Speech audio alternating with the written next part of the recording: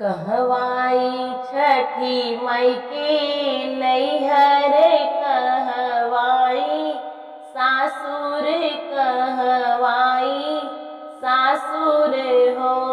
छठी मई कवनई हो छठी मई कवन बिरिछ तरे उपजै सखीन सब पूजै सखीन सब पूजई हो।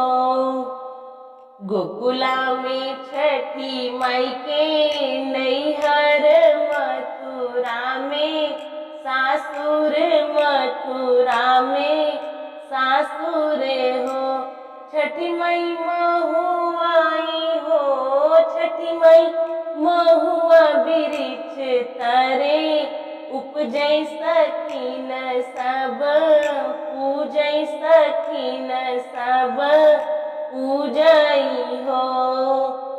केहू के देहू मैया दुई लाल केहू के चार लाल केहू के चार लाल हो। मैया हमहू हो छठी मई हमहू बजनिया रहे ठाड़ हमई नाही चितयू हमई नाही चितयू हो। जाऊ न ए बेटी अपने घरे अपने ससुर घरे अपने ससुर घरे हो। बेटी आजू के हो बेटी आजू के नवए महीनवा ललन तोहरे होई है बालक तोहरे होई हई हो।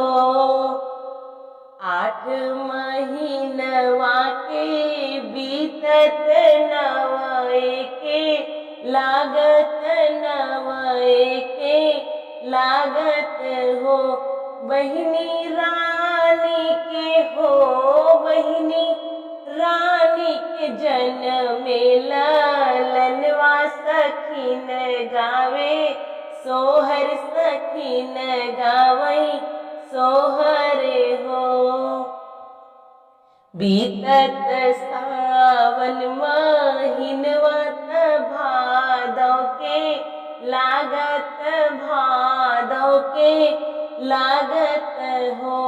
बहिनी गोदिया में हो बहिनी गोदिया में लई के ललनवा बजनिया छठी पूजई बजनिया छठी पूजई हो। निहुरी निहुरी गाठ डालैत छठी के नावैत छठी के नावई हो। छठी मई मुख भरी हो छठी मई मुख भरी देत्यु आशीष अमर रहई लालन अमर रहई लालन